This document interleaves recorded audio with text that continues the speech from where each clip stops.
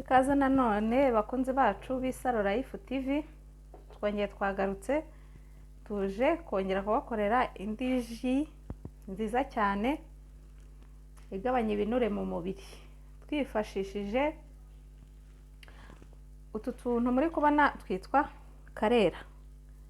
Muri kutubona utu tuntu batwita karera, zita karera.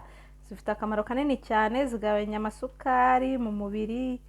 Abarwayi ba diabete bazikoresha, izi karera ni nziza cyane. Hanyuma turifashisha n'indimu. Uri kubibona indimu iri fresh, indimu nziza igifite umwimerere. Turifashisha n'indimu, twifashishe na watermelon. Noneho ikindi kintu cyakataraboneka, utu tuntu muratuzi. Utu tuntu muri kubona, izi ngizi ni indabo za moringa. Izi ndabo za moringa rero zifite akamaro kanini cyane ku mubiri wacu. Izi nazo tugiye kuzifashisha dukora iyi ji. Iyi ji rero iragufasha kugabanya ibinure mu mubiri. Ku bantu bafite umuvuduko w'amaraso nabwo irabafasha. Turaza kongeramo icyitwa watermelon. Watermelon nayo muri kuyibona. Turashyiramo igipande cya watermelon. Twongeremo ikintu bita mante nayo muri kuyibona, ikora no mu birungo byo kurya. Turongeramo mante murayibona. Twongeramo n'akandi kantu bita bazilike nako gakora no mu birungo byo kurya. Turongeramo bazilike. Twongeremo n'amavuta akayiko cyangwa utuyiko tubiri twa olive oil. Iyi ji rero ifite akamaro kanini cyane ku mubiri wacu. Ku bantu bashaka kuba bafite nk'inkorora n'ibicurane, iyi ji wayikoresheje ihita ikemura icyo kibazo mu buryo bwihuta. Infection zo mu mpyiko, kugabanya ibiro, ikaba ari na nziza ku barwayi ba diabete. Byagera ku mwijima igakuramo ibinure mu mwijima, ikagabanya ibinure mu mwijima, ubuzima bukagenda neza. Iyi ji by'umwihariko kandi birimo n'amavitamine ya A, C, ikora ku ruhu, E, vitamine K ku maraso. Mbega iyi ji za mante nazo muri kubona zigira A na C. N'indimu murabizi amavitamine yose zigira. Tugiye kwifashisha bino bintu kugira ngo dusukure umubiri wacu twifashishije ubu buryo. Muribuka yuko hari n'ubundi buryo nabahaye bundi twifashisha kugira ngo dusukure umubiri wacu, ariko cyane cyane ku bantu bashaka kugabanya ibiro iyi ji irabigabanya. Ku bantu bafite ibinure mu mubiri, abadamu bafite ibicece, ikabigabanya ukagira mu nda zero, ukaba umeze neza cyane. Tugiye gutangira rero, duhere kuri karera, hanyuma tuyikate. Kano kantu karanatekwa cyane mu mboga. Ku bantu bafite ikibazo cya diabete rwose kano kantu wagakoresheje, cyangwa se ushaka no kwivura n'inzoka zo mu nda, ibintu bya amibe, kano kantu ni keza cyane. Kaba kameze gutya, umuntu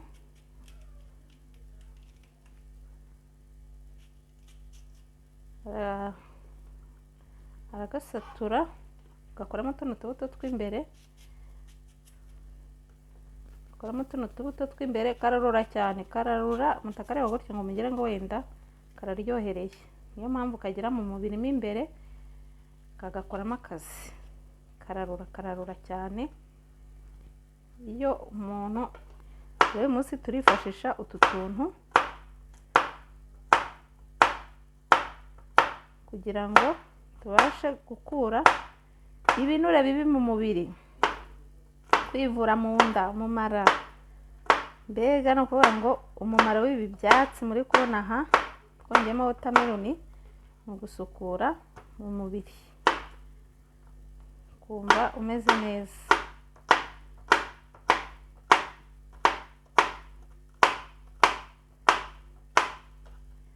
Uri kubibona, munakatamo duto duto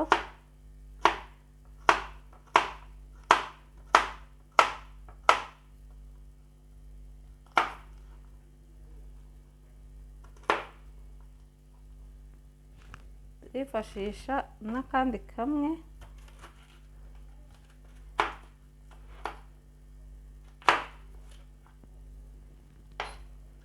namwe muzabigerageze mumbwire rwose ukuntu biba bimeze. Karera zacu ni ukuvuga ngo rero utu tuntu, ikindi kintu ntababwiye kuri ba badamu bagira ibiheri mu maso by'ibibuto, utu tuntu iyo dukoresha ntabwo ushaka kugira ibyo biheri mu maso. Ni ukuvuga ngo iyi ji noneho ndi kubakorera ni rurangiza kuri ba bantu bagira ibiheri byo mu maso, ni abavange rwose ndabikorera rimwe. Isukura umubiri, ukuremo n'utwo duheri two mu maso abantu bagira ibibuto.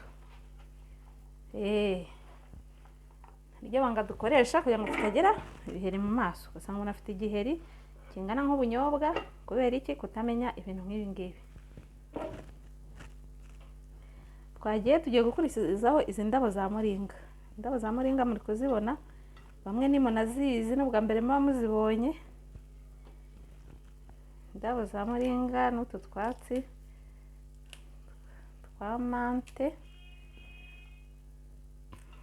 twa mante, byose tugiye kubikatagura tubishyire muri blender yacu.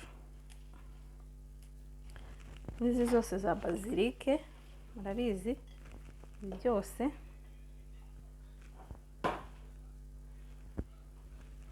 biranatekwa. Kanze nkate duto duto,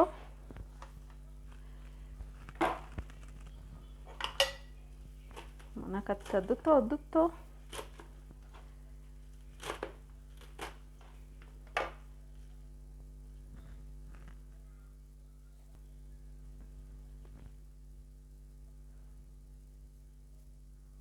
dukurikizeho zino ndabo za moringa, nazo tugiye kuzongeramo. Ni nziza cyane, utazikoresheje muri iyi ji ashobora no kuzikoresha mu buryo bw'icyayi, cyangwa se akaba yanazikoresha mu mboga. Muri kuzireba zino ndabo ziranatekwa. Ibintu Imana yaremye ni byiza cyane. Imana ibintu byose yari yabishyize ku isi, ahubwo igihari ni ubumenyi buke bwo kubitegura, ariko ubundi nta kintu Imana itari yashyize ku isi kiyifitiye akamaro umubiri wacu. Hari n'igihe nzaziteka nzibereke zitetse noneho. Ni ukuvuga ngo ji noneho nzanazibereka zitetse, tuzirye zitetse, tuzikoreshe mu buryo bwo guteka ibiryo bisanzwe nk'imboga. Nzazibereka uko nguko ziba zimeze indabo za moringa. Niyo mpamvu ushaka kubakorera ibintu utigeze mubona ahandi. Amaso yanjye ari ubwa mbere abonye mu buryo bw'imikoreshereze y'umubiri wacu, kugira ngo ibintu bibashe kugenda neza. Urabibona ni uko ziba zimeze, indabo zacu za moringa. Murabizi moringa nayo ntabwo hari ibintu bigoye kubibona, ahantu henshi ziba zihari. Ushobora no utanazifite wareba kuri channel yacu nimero, ukaba waduhamagara tukazikugezaho. Ziri fresh, kanse nk'uzisubiramo kugira ngo dukate buto buto, tuzishyire muri blender yacu tubashe kuzisya, tuzisyane n'ibindi bintu twakoze. Mwazibonye indabo za moringa? Mwazibonye indabo za moringa? Indabo za moringa ni uko ziba zimeze, ariko nazo zikaba zifite ubushobozi bwo kugira icyo zimarira umubiri wacu. Ni izi ngizi.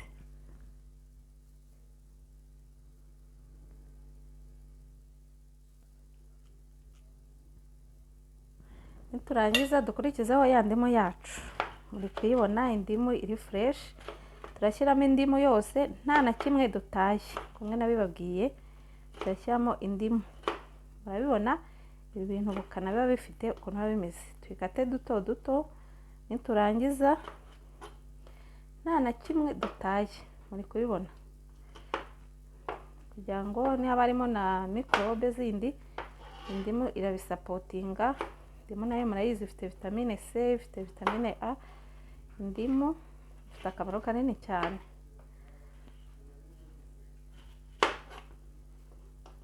Akamaro kanini cyane, turashyiramo nta na kimwe dutaye.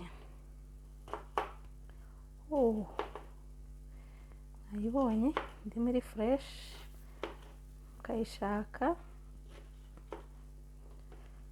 hanyuma mukayishyiramo nayo mukayisyana,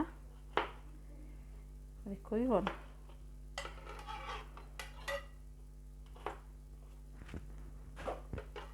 Tukayifata nayo tukayishyira muri blender yacu.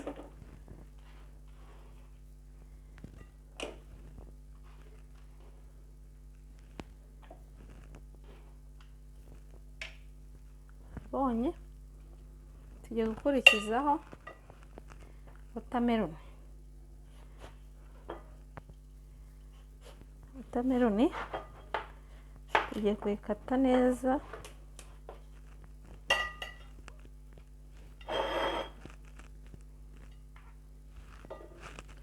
watermelon nayo akamaro kayo ni kanini cyane, nayo igira amavitamine menshi, uyikoresha nta constipation. Watermelon ni ingenzi, murabizi akamaro kayo, ifite imyunyungugu myinshi ifasha umubiri.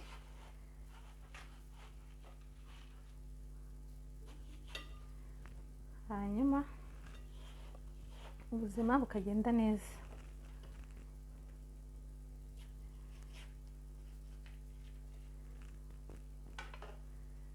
Turabifata tuyishyire muri blender yacu,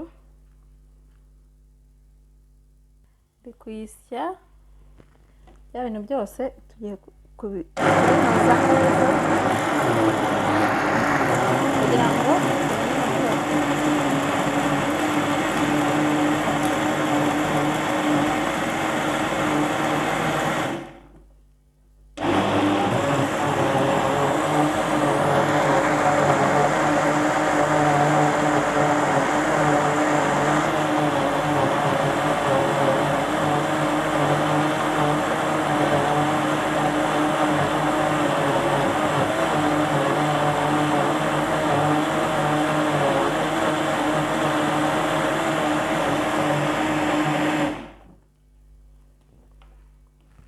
yacu muri kubibona iranoze.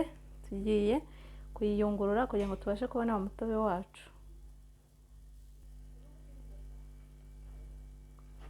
Bakunzi bacu murabibona ji yacu iranoze, tugiye kuyiyungurura kugira ngo tubashe kubona umutobe wacu. Nuko nguko biba bimeze kugira ngo tubashe kubiyungurura.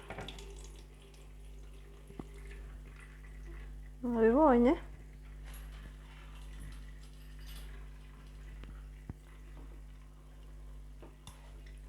kugira ngo tubiyungurure neza, mushaka kwifashisha ikiyiko kugira ngo umutobe uze kuboneka umeze neza.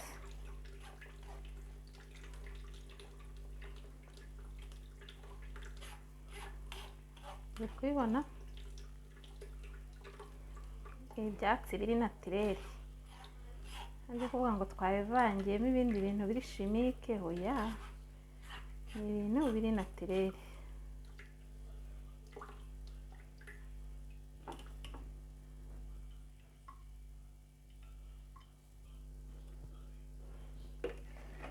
Bakunzi bacu rero muri kubibona, turi kuyiyungurura kugira ngo tubashe kubona umutobe wacu. Ibyo nababwiye rero, munayiyungurura neza yitonze kugira ngo tubashe kuvanamo ibikatsi, kuko iyi ngiyi ntabwo yanywana n'ibi bikatsi. Bisaba yuko tuyungurura, biba bisaba yuko tuyungurura neza, hanyuma tukabona umutobe mwiza tubasha gukoresha muri ya gahunda yacu yo kugabanya ibinure mu mubiri, abantu bafite diyabete ukayinywa imeze neza, ikagenda igakora mu mubiri ikajya mu mubiri, umuntu ufite diyabete akumva aguwe neza. Abantu barwaye inzoka zo mu nda irabafasha. Ikindi kuri abantu bahora bashaka kugira nk'ikibazo cy'inkorora wanyweye iyi ji, inkorora yoroha mu minsi mike, ndetse n'ibicurane. Iyi ji rwose ni umuti w'uburyo bwose, ifasha umubiri cyane. Uri kuyibona ji yacu turayisoje, tugiye kuyikonsoma. Ni ukuvuga rero ubasha gukora ibintu hafi ya buri munsi. Uri kuyibona habavuyemo ji nyinshi, ushobora kuyinywa mu rugo muri famiye, nta kibitwaye. Niyo waba utarwaye icyo kintu wenda tuvuge nka diyabete, buba ari uburyo bumwe bwo kuba wayirinda niba yagusatira uko yiboneye. Cyangwa se tuvuge nk'abana banyweyeho gakeya, nabwo ikora neza, ntabwo bashaka kugira ibibazo by'inzoka zo mu nda. Kuri ba bantu rero bashaka kugabanya ibiro, iyi ji rwose yagikemuye kuri ibinure bibi, imyanda mibi mu mubiri, infection zo mu mpyiko, yewe umwijima uriho ibinure, iyi ji iba yabikemuye. Hanyuma ukaba ushobora gusoma ikirahure kimwe, tugiye kongeramo akayiko kamwe ka olive oil mu kirahure kimwe, kugira ngo dushyiremo olive oil, bya bibazo byose bibe bibaye mahwi.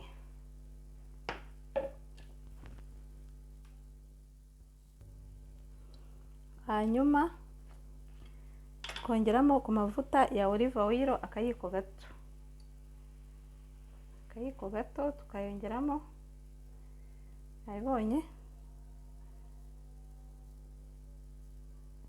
kubera ko kiba ari ikirahure kimwe, tugomba gukoresha bene kano kayiko gatoya, tukongeramo akayiko k'amavuta ya olive oil, hanyuma tukavanga. Ibi bintu bikonsoma mu gitondo, nta kindi kintu urashyira mu nda. Nabibonye ko twagiye tubikora. Ji yacu tukaba turayishoje, ushobora guhita ubikonsoma, nta kibazo, nta ngaruka mbi byagutera ku mubiri. Ni ibintu biba biri naturere, ariko bifitiye umubiri wacu akamaro, kugira ngo mwabibonye.